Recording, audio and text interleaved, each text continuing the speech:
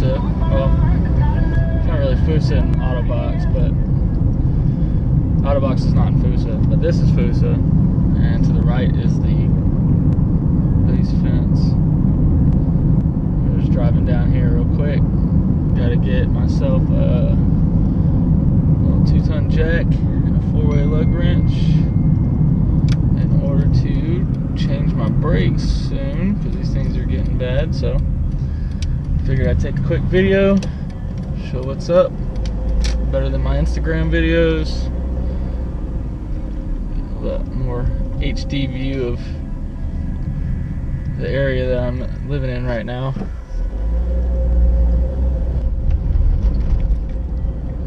It's kind of weird. I had a weird setup with the GoPro. I had to set it on the driver's window instead of on the windshield, because of the GoPro suction cup mount and accessories doesn't quite work the way I wanted it to. I mean, it's working now. It's pretty far out in front, or out to the side, so hopefully it's a clear view. It's about 7 o'clock on Friday night.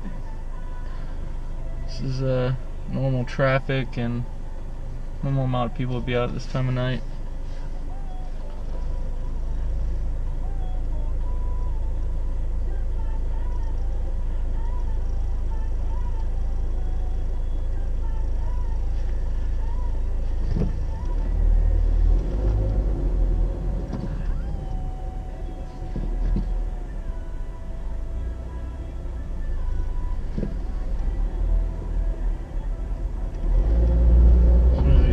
Behind me flashing its headlights. I don't really know why.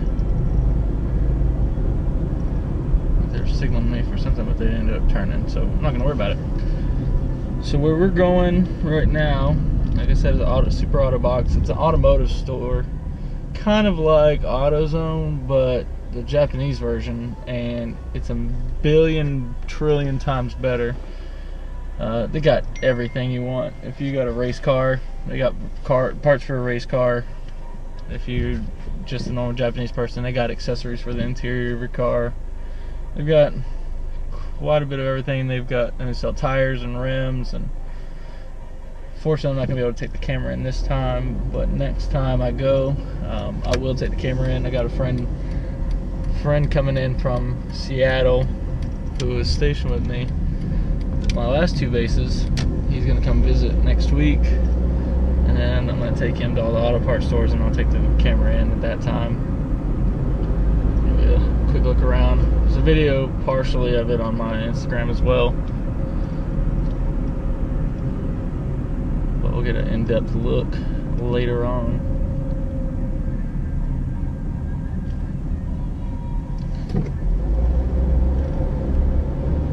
I figured this would be a cool way to take a look at this part of Japan before it got dark.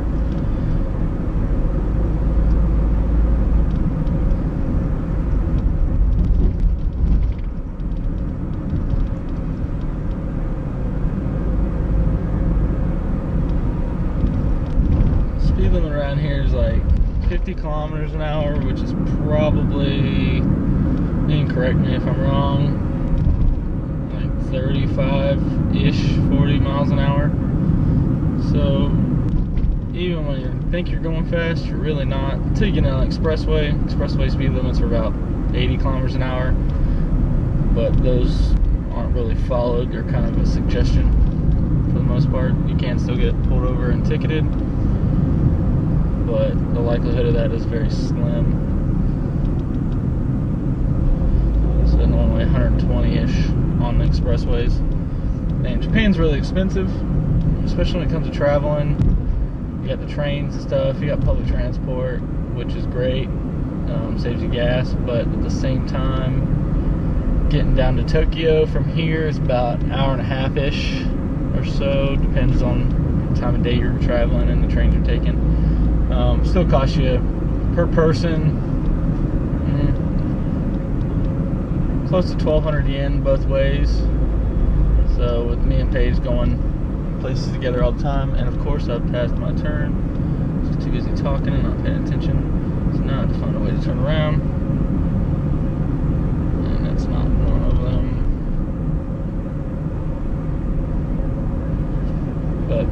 page traveling all the time. We are wanting to travel all the time. It gets pretty expensive, so we don't get to go out as much as we'd like to and do things, unfortunately.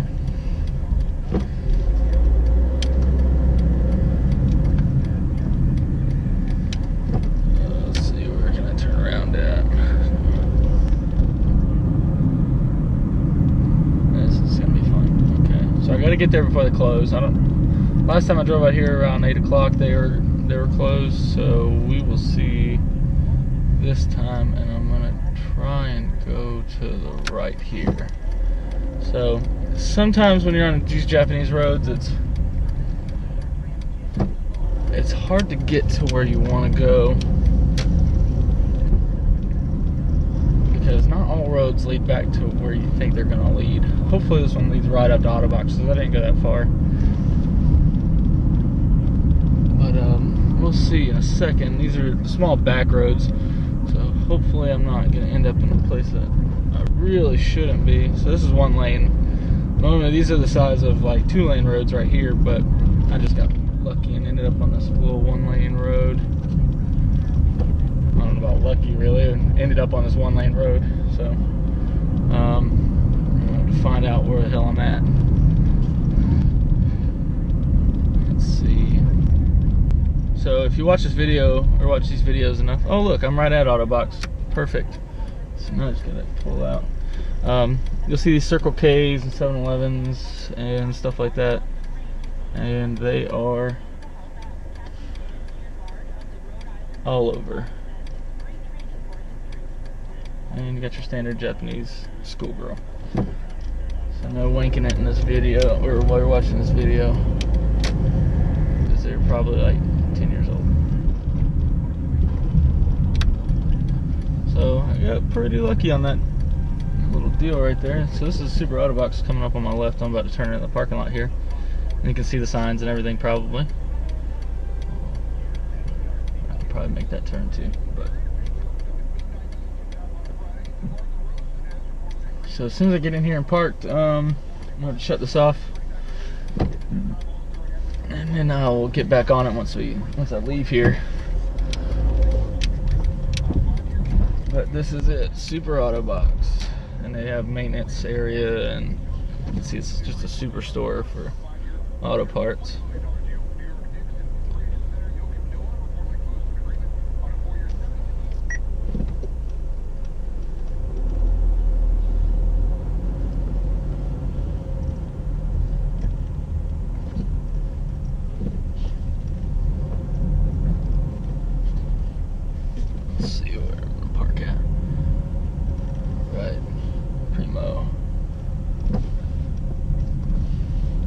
Alright, so I got what I came here to get, and I'm out. It's only been 3 minutes since I went in, so I'm going to turn this camera back around, and I'm going to get a little tour of Fusa area. That's where we're going to be. I don't want to admit that I'm wrong, but I will. So this area also, so if you've noticed, it's kind of opened up a little bit. There's not as many people. There's still a ton of cars, but not as many people. Not as many cars coming down this direction. And I don't really know why that is. I think it's just the location. So right now I'm actually crossing over the Tama River. It's right outside the base, outside of Fusa. But this is another more rural area, I guess you could say. It's still very urban because almost all of Japan is covered in buildings and roads.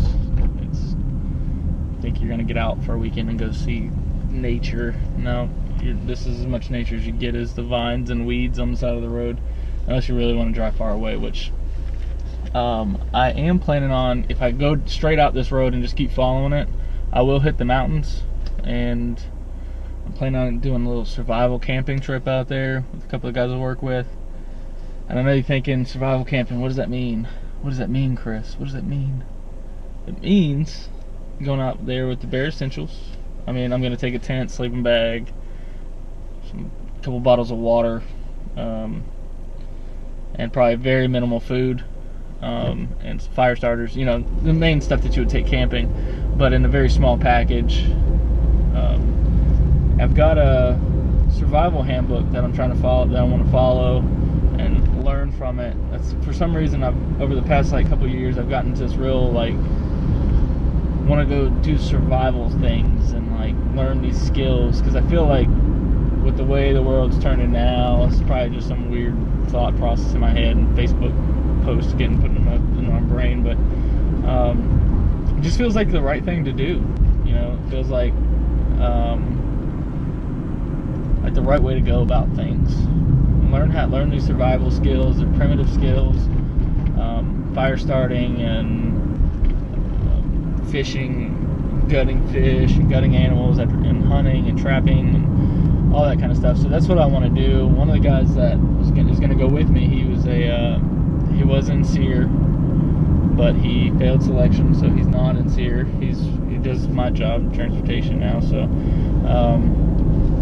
it would have been cool for him to do SEER, because I would love to do SEER, but I don't know. Yeah, so I'm stuck in my job for as long as I'm left in here. But it's kind of the plan. We'll get back to it. Survival camping. Yep. Go hunt, fish, live off the land. There's a park and a lake out in this mountain, out in the mountain range out here, which I want to go to. It's Mount Otake or something. Odake. I can't remember. For some reason I can't remember any of it right now. But that's where I want to go to, and we are gonna go and park our cars, because there's a parking area, and then hike up somewhere in the mountains. And I've got GPS coordinates. I know how to do land nav, so I've got that base covered. Not too worried about getting lost or anything. So that's a skill that I've had since I was in high school. When I was in JRTC, I was really good at land nav, and I haven't lost that skill. So I can do land nav really well. Now driving around Japan, yeah, I get lost quite a bit, but mostly because these roads are fucking ridiculous, and traffic and Google Maps does not help one bit. You think you're going on one road and you're actually in a road that's beneath it. So yeah, getting lost is a common occurrence here for us Americans. So I mean, the Japanese, I'm sure, have no problem. They can read every one of the signs and know where the hell they're at, and I'm sure their GPS is actually tell them the right way to go. But let's see, right now, I don't know what this name of the city that I'm in right now is called. Not really a city, more like a town. There's so many like little towns and stuff that just connect, and you don't know when you change towns or cities and all that. So you're kind of just, everything looks basically the same if you haven't caught on to that by now. Let's see. So I'm headed towards Hinode, and Hachioji is to my left, and Ome is to my right. Ome is kind of out in the mountains as well, and I've traveled quite a bit out there. Me and Paige took, when we first got here about 2 years ago, we drove around and ended up out in the mountains by Ome. But we haven't been out there in a while. It's been probably since we got here. That one time when we got here, just kind of traveling, exploring. There's no video of that, of course. I decided not to do that until 2.5 years here. But I figure, when's a better time to start than now? I think the next time I do this, though, I'm gonna have another suction cup mount and have the camera pointed at me so you can see me when I do this. I don't know if anybody really wants to see me do that while I do this. It's kind of just me looking around while driving. But I figure put the face to the voice, unless you watch my other videos. Which, if you've watched my other videos, I'm sorry, because they aren't that great. I thought I was going to be a huge YouTube sensation with those videos, and the only subscriber right now is my wife at this time. So hopefully people start watching these videos and start subscribing to Chris Miller, or Adventure Chris Vlogs, hopefully in the future is what it'll be called. Yeah. But anyways, yeah, so it's been a while since we've been out to Ome, and I've got no video really of us going anywhere. I got pictures and stuff on my phone, going to like Tokyo Skytree and all over the place, going to different shrines, which I'm gonna do that. I'm gonna do some videos, going to shrines, traveling around, especially when Paige gets back. She's in the States right now on a little vacation, a little hiatus. Unfortunately, I'm not. I'm still here, so she'll be back shortly. And then our anniversary's coming up, 3-year anniversary. Woo! 3 years. Wedding anniversary, not just regular anniversary. So I'm planning on doing something for that. Can't say it on here just in case, because she is my only subscriber right now. So if she ends up watching my video, then she will know. So if you're watching, Paige, I'm not saying a word. But anyways, so this is a big problem I run into here in Japan, is these fucking trucks. So first briefing you get when you get to Japan is parking on the side of the road is illegal. Then you get here, or then you go out and start driving around, and then everybody's parking on the side of the road. Like everybody. Just put your flashers on and you're fucking good to go. But it causes a real headache. And the only reason, I mean, I get why they park on the side of the road is because there's nowhere else to park. And most of them are like delivery trucks and stuff, but you'll see people drive up on the damn sidewalk and everything, and then go inside and have dinner and stuff. But it's illegal. It definitely is illegal, but I don't think most really care, to be honest. I don't think there's not. I mean, if you watch this video all the way through, I guarantee you will not see a single cop in this video. And if you do, point it out, because I haven't seen them. And you can tell the cops are around because they ride around with their lights on, the red flashing lights. Which in America we don't do that, because the blue lights mean something's fucking going on, it's an emergency. Now here in Japan they always ride around with them on, but there's also not a lot of cops patrolling. There are a lot of police booths on the sides of the road, like all over the place on the sides of the road. So that's how they keep crime down here. There's no guns and stuff allowed, and then they have the cops on almost every single street corner. They have little police booths, so if they're there for emergency services. Like our cops are there to bust people from doing fucking drugs and shooting up people and crime and all that. So Japan is very safe.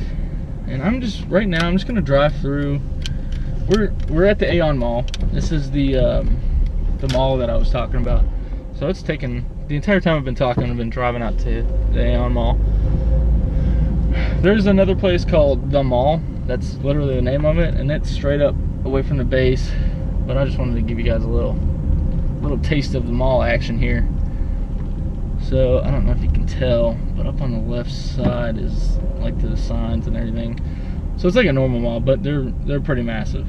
And there's parking up down here, and that's actually right in front of me is a parking deck. That looks like electrical stuff, which it is, but above that is a parking deck,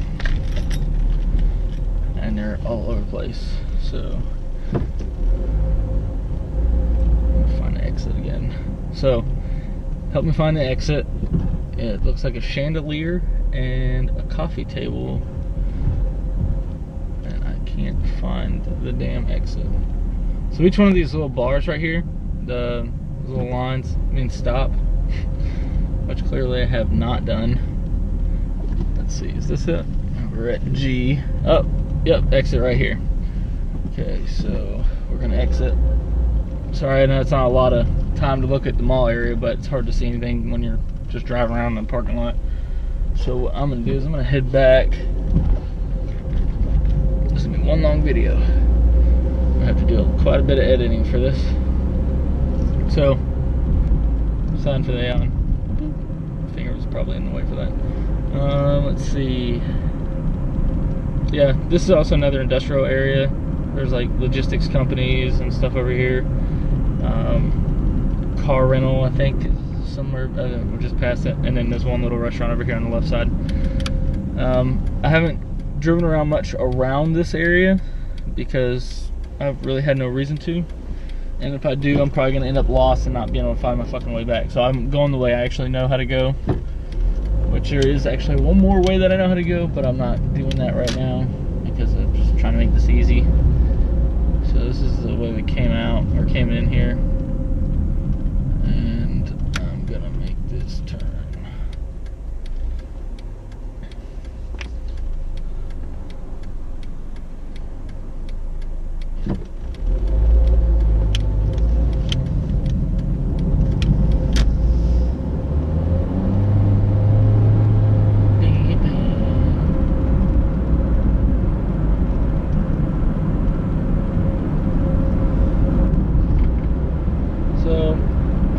JDM lovers out there, those of you who know what that means, Japanese domestic market. I'm driving an EK3 hatchback Civic, and it's completely fucking stock. It's automatic. It's a 1.5 liter, I think. It's a D15 engine, I believe. I really haven't taken much time to check it out because the last car I had here was an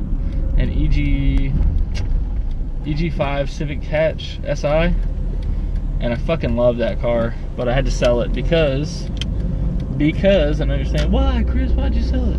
Well, because driving home one day from work, my exhaust started sounding a little bit louder than normal, and I was like, great, I have a hole in my exhaust. Then I went over a speed bump, and my exhaust got really loud, and that's because it broke in half from the catalytic converter back, and it fell off, and I dragged it into the parking space at the house.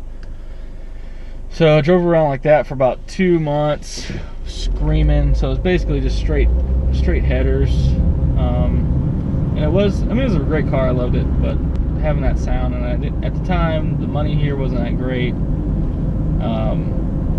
because the cost of living allowance was way lower than it should have been, and way lower than any other base here in Japan or in the Tokyo area, and so I couldn't afford to fix it. And I actually had a door handle broken off on it. The glove box handle I broke off just opening the glove box. So I mean, it was a 92 and it was old, but I could have taken it back to the States, so I could have just kept it and then rebuilt it like I wanted to, put all the stuff on it. It had coilovers on it, had a SIR spoiler on the back of it, which looked fucking sweet. It had white rims with the silver or chrome tip or chrome lip. Really, I mean, it had body kit stuff on it. I mean, it was great. It was a nice car, pretty quick, little 5-speed. But then we ended up finding this little EK, and it was $800, and it was for Paige. We bought it for Paige, but I drive it every day because she doesn't have a job right now here in Japan at the moment. So I drive it because I sold my last car, my SUV, which again was a Honda. It was a SRV or CRV, and I sold it because the inspection stuff was coming up, which would have been like $400 or $500, and I didn't have the money again. So I figured I'd give it to some airman for $200, and we got it for free anyway. So I sold it for $200 to this airman, and he's got it now. And we've got this one car, which I really love, this EK hatch. I just wish I could take it back to the States and then fix it up, but I know I can't. So I'm gonna try to find another EG hatch and fix it up when we get back, possibly, or I'm just gonna buy a brand new car when we leave here. I haven't really decided yet. Depends on finances, so we'll see. We're doing pretty good with money, fairly well. We're surviving. But yeah, so that's that. So what kind of things you guys want to see? Like,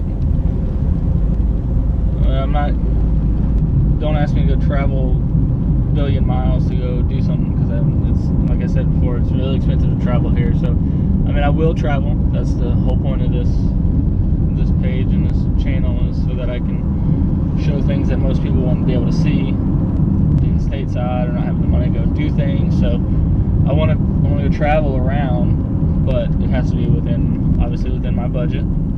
But there's some things here that you guys want to see. In particular, I'll try to do it. Just let me know, put them in the comments, and I will check it out and try to grant your wishes like a genie. But I'm going to try to push out videos as often as I can. I'm not going to set a specific time frame for when I'm going to do it, because I am very busy with work.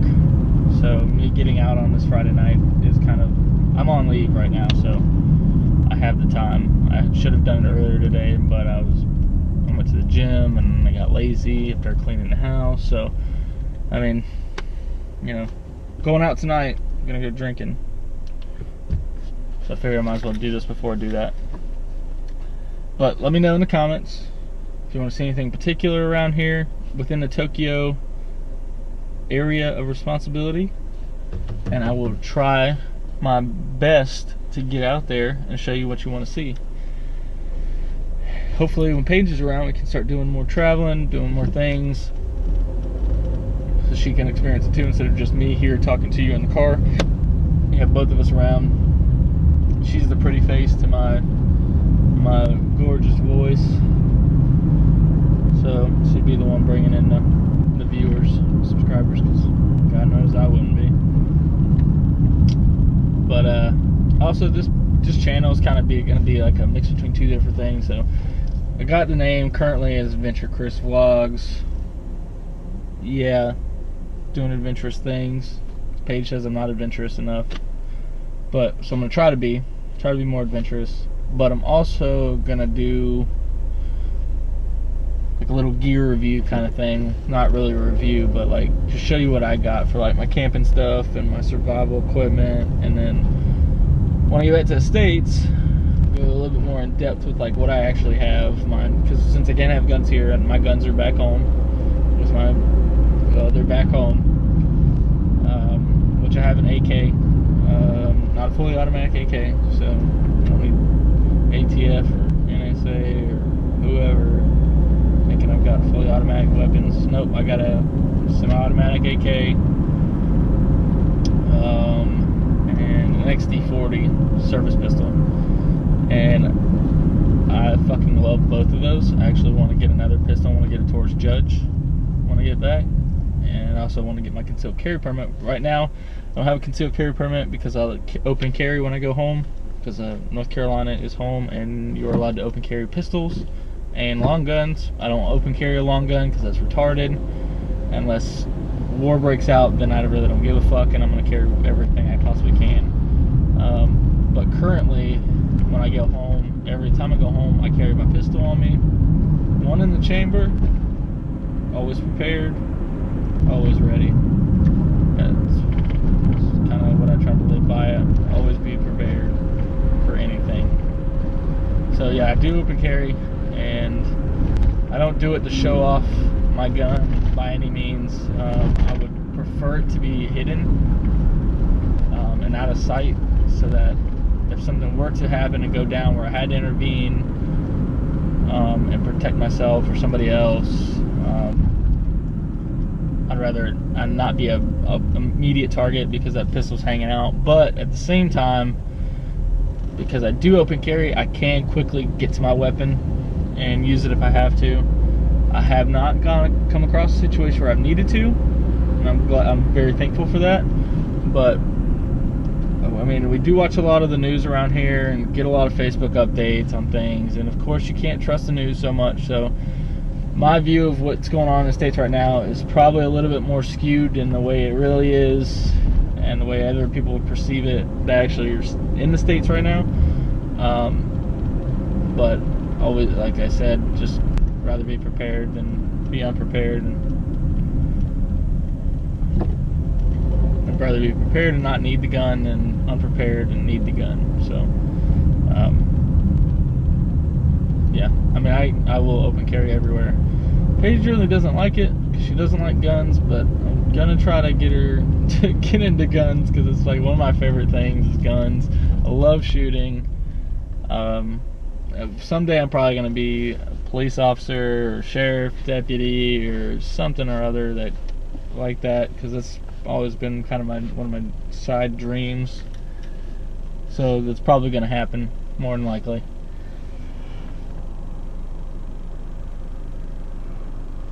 But she likes archery, which is, we've only went and shot bows once. I used to shoot as a kid, had my own bows. I had a few of them.